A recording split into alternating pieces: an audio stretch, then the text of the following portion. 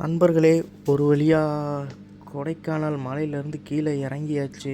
Oh my God! மேலே என்ன குளிருங்க, செம்ம குளிராக இருந்துச்சு. ஓகே, லொக்கேஷன் போட்டு பார்த்துட்டு இங்கேருந்து கிளம்பலாம். இந்த ரூட் வந்து பார்த்திங்கன்னா கொடைக்கானல் டு பழனி போகிற பெருமாள் மலை அப்படின்ற இடத்துல இருந்து பழனி போகிற ரோடுங்க. இது 60 கிலோமீட்டர் போகும். இது வந்து 60 கிலோமீட்டர், 1.5 மணி நேரங்க. இங்கேருந்து பெருமாள் மலையிலேருந்து கீழே பழனி அடிவாரத்தில் கொண்டு போய் விடும். ஒரே ரோடு தான், எங்கேயுமே வளைய வேண்டாம்.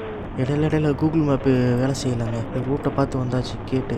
ஆனால் வர்ற இடம்லாம் செம்மையாக இருந்துச்சுங்க. இது ஒன் வே ரோடு தான், ஆஃப் ரோடு. இதில் வந்து பார்த்துட்டிங்கன்னா இந்த வளைவுலாம் கொஞ்சம் வண்டியெல்லாம் வருது, பார்த்து பொறுமையாக தான் வரணும். மலை பிரதேசங்கிறதுனால குளிர் அதிகமாக இருக்குது. கொஞ்சம் கீழே இறங்குற வரையும் ஒரு 25-30 கிலோமீட்டருக்கு பார்த்திங்கன்னா கொஞ்சம் குளிராக தான் இருக்குது. கீழே வந்து பார்த்திங்கன்னா ஒரு ஸ்கூல் ஒன்று இருக்குது, வேலவன் விகாஸ் ஸ்கூல்னு இருக்குது. அது வரையா கொஞ்சம் குளிராக தாங்க இருக்குது. இன்னொன்று வந்து பார்த்திங்கன்னா இங்கே ஒரு நல்ல வியூ பாயிண்ட் மட்டும் இருக்குதுங்க, பழனி வியூ பாயிண்ட்டுன்னு. அது போகிற வழியில் பார்க்கலாம் டைம் இருந்தால்.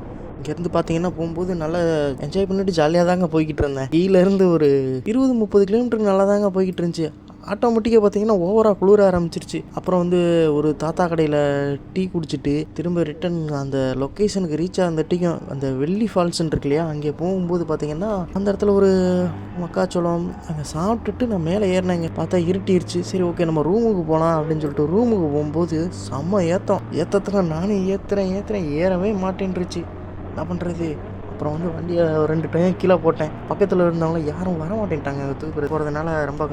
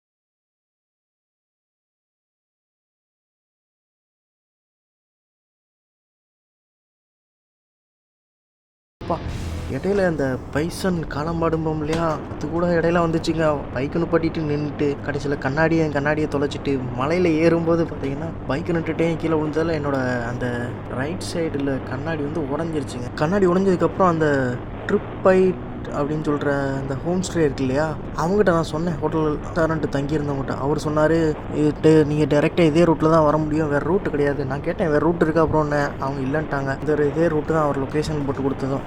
கஷ்டப்பட்டு ஏற்றி மேலே வந்துட்டாங்க. வந்ததுக்கப்புறம் தான் ஒரு நிம்மதியாக இருந்துச்சு. ரூமுக்கு வந்ததுக்கப்புறம் அவர் சொன்னார், ஏன் ப்ரோ இவ்வளோ கஷ்டப்பட்டு வரீங்க, சீக்கிரம் வந்துருக்கலாம்ல, சீக்கிரம் எங்கெங்கே வர்றது, வண்டி ஏற மாட்டேன்ருச்சு. ஆக்சுவலி நான் நாயுடுபுரம்னு சொல்கிற இடத்துக்கு வந்து சீக்கிரமாக ஏறிட்டேன். ஏறினதுக்கப்புறம் பார்த்தீங்கன்னா பாதி தூரம் வந்துட்டேன். பாதி தூரத்தில் வண்டி திரும்ப ரிவர்ஸு போகுது. அப்புறம் ஏற்றவே முடியல. ஃபஸ்ட்டு கீரு செகண்ட் கீருன்னு சொல்லி போட்டு பொறுமையாக ஏற்றி கொண்டு வந்தேன். இடையில ஒரு டீ கடைக்காரக்கா இருந்தாங்க. அவங்க வந்து ஒருத்தங்கிட்ட சொல்லி அவங்க ஏற்றி பார்த்தாங்க. நம்ம வண்டி தான் கொஞ்சம் ஃபால்ட்டாக இருந்துச்சு, அதனால் ஒன்றும் பண்ண முடியல. சரி ஒரு 10 நிமிஷம் ரெஸ்ட் எடுப்போம்னு சொல்லிட்டு அந்த அக்கா கடையில் உட்காந்து டீ குடிச்சிட்டு அந்த அண்ணா வந்து இங்கே பைக் நிப்பாட்டலாமா, அந்த அண்ணன்ட்ட கேட்டேன். அந்த அண்ணா வந்து பைக் இங்கே நிப்பாட்டணுமா, ரொம்ப சேஃப்டி கிடையாது, நீங்கள் என்ன பண்ணுறீங்க அங்கே தான் எடுத்துகிட்டு போகணும். சப்போஸ்ட்டு நீங்கள் பைக் எடுத்துகிட்டு நிப்பாட்டிட்டு போயிட்டீங்கன்னா யாராவது வந்து தூக்கிட்டு போயிடுவாங்க அப்படின்னாங்க. அவங்க சொன்னாங்க, சரி ஓகே நம்ம லொக்கேஷனுக்கே டேரெக்டாக போயிடுவோம். அந்த அக்கா கடையிலேருந்து லொக்கேஷன் போட்டு பார்த்தேன். ஒரு 600 மீட்ரு என்னமோ தான் காட்டுச்சு நம்ம தங்கியிருக்க அந்த ஹோம் ஸ்டேக்கும் டீ கிடைக்கும். போகும்னு சொல்லிட்டு போகும்போது தாங்க இடையில ஒரு ரூட்டில் வந்துட்டு நான் லெஃப்ட் எடுக்கிறது பதிலாக ரைட் எடுத்துட்டேன். அந்த இடத்துல தாங்க என்னோடய கண்ணாடி மிஸ் ஆகிருச்சு. என்ன பண்ணுறது? சரி ஓகே, மிஸ் ஆகிருச்சு, நம்ம ஹாஸ்பிட்டலில் வேறு புக் பண்ணிக்கலாம், செக் பண்ணிவிட்டு அப்படின்ட்டு வந்துட்டேன். ரூமுக்கு வந்துட்டு அந்த அண்ணாட்ட சொன்னேன், இந்த மாதிரி நான் மிஸ் பண்ணிட்டேன்ல ப்ரோ, எதுக்கும் ஒரு ரவுண்டு போய் செக் பண்ணிவிட்டு வரேன் அப்படின்னு சொல்லி அந்த பிரதர் வந்து எனக்கு வந்து டார்ச் லைட் எடுத்து கொடுத்தாங்க. டார்ச் லைட் வாங்கிட்டு நானும் சைடில் எங்கேயாவது இருக்குமான்னு பார்த்தேன். கிடைக்கல, இருட்டாயிருச்சுன்றதுனால ஓகே அந்த கடை வரையாக போகும்னு சொல்லிட்டு அந்த அக்காட்ட போய் கேட்டேன், தம்பி நீ போயில கண்ணில் தான்ப்பா போட்டிருந்த, நீ கண்ணாடி கழட்டவே இல்லை, கழட்டினது இந்த போகிற வழியில் விழுந்துருங்கோப்பா. ஆனால் இதில் என்னென்னா இந்த அக்கா வந்து பார்த்திங்கன்னா சாமி ப்ரேயர் பண்ணியிருக்காங்க எனக்காண்டி. ஆனால் போக போக ரோடெல்லாம் செம்மையாக இருக்குதுங்க, உண்மையிலேயே வேறு லெவலு. ஃபோட்டோ எடுத்துக்கிட்டு இருக்காங்க பாருங்கள். இன்னொன்று வந்து பார்த்திங்கன்னா மழை பெய்யாமல் இருக்குது, அதுதாங்க ரொம்ப நல்லது. மழை பெஞ்சது வைங்களேன், இடையில சிறுத்தை வருமோ புலி வருமானு கூட தெரியல. திடீர்னு யானை வந்து இறங்கிருச்சுன்னா கொம்பை இறங்கிருச்சுடா, அவ்வளோதான், தப்பிச்சோம் பிழைச்சோன்னு ஓடவும் முடியாது ஒடியவும் முடியாது. காரணம் தப்பிச்சுக்கிடலாம், இது பைக்கு என்ன பண்ணுறது. இந்த மாதிரி வரும்போது பார்த்திங்கன்னா மைண்ட் ரொம்ப ரிலாக்ஸாக இருக்குது, ரொம்ப ஜாலியாக இருக்குதுங்க. சிங்கிளாக ட்ராவல் பண்ணிக்கிட்டு இருக்கேன். இடையில காளமாடு வரும், இந்த பையன் போயிட்டானா இல்லையா என்ன ஆனா அப்படின்னு சொல்லிட்டு எனக்காண்டி ப்ரேயர் பண்ணாங்க.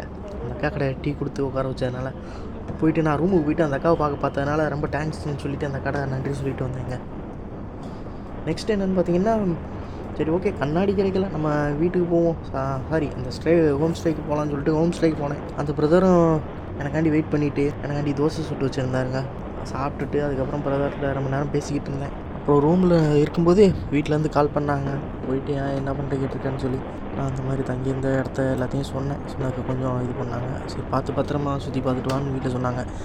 நெக்ஸ்ட் என்னென்னு பார்த்தீங்கன்னா, ஆக்சுவலி என்னென்னா ஜிபே என்கிட்ட இல்லை, மொபைலில் யூஸ் பண்ணவே இல்லை, ஜிபே ஃபோன்பே எதுவுமே இல்லை.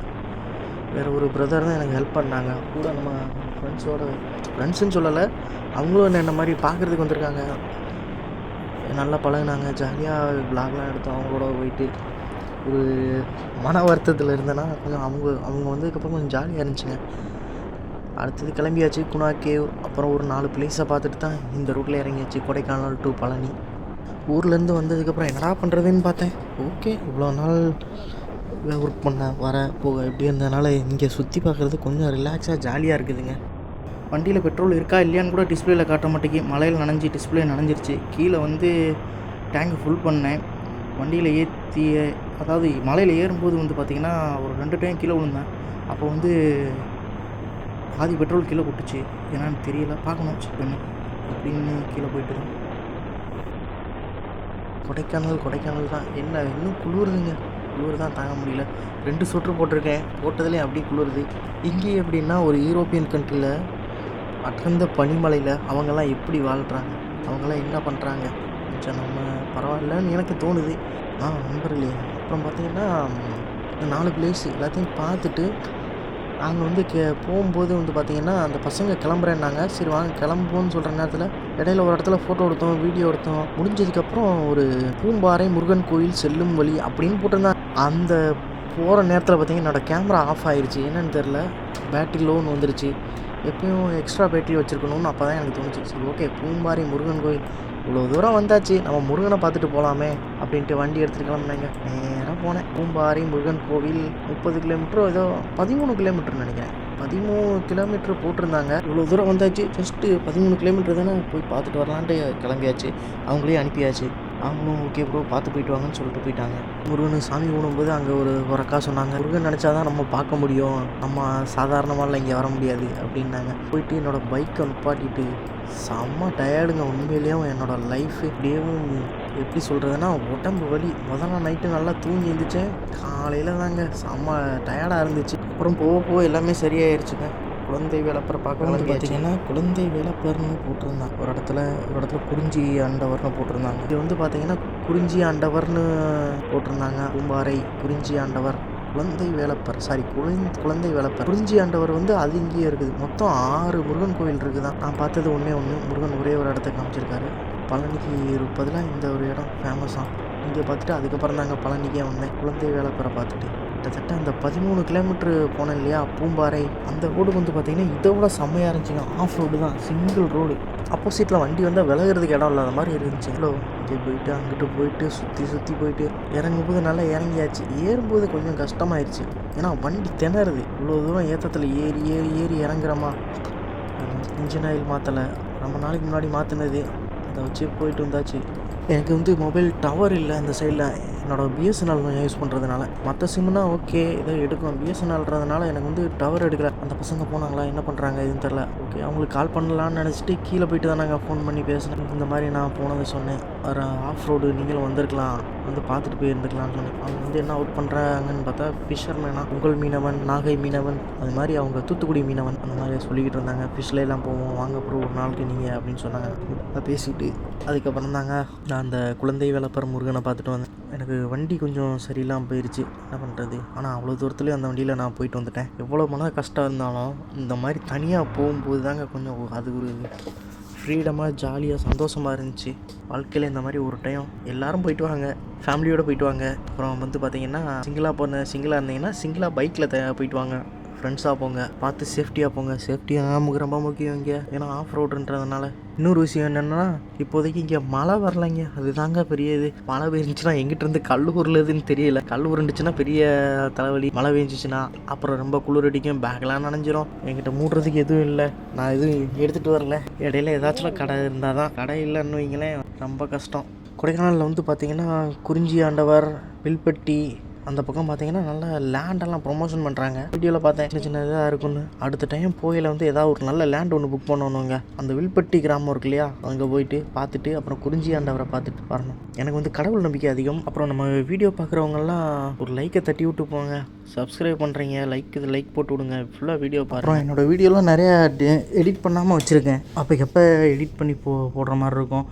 மறக்காமல் நமக்கு கொஞ்சம் சப்போர்ட் பண்ணுங்கள் எல்லோரும். அடுத்தது பார்த்திங்கன்னா என்னோடய கேமரா கொஞ்சம் ப்ராப்ளத்தில் இருக்குது, ரொம்ப ஷேக் ஆகுது. இப்போ தான் புதுசாக ஒரு கேமரா ஒன்று வாங்கினேன். அது என்னடானா சார்ஜ் சரியாக நிற்க மாட்டேங்குது. இன்னொரு நல்ல கேமராவாக புக் பண்ணிவிட்டு அப்புறம் நிறையா இடத்துக்கு ட்ராவல் பண்ணலான்னு நான் நினைக்கிறேன். அப்புறம் உங்களுக்கு பிடிச்ச இடம், நல்ல ஒரு டூரிஸ்ட் ஸ்பாட்டு, அந்த மாதிரி இடம் இருந்துச்சுன்னா கீழே கமெண்ட் பண்ணி விடுங்க.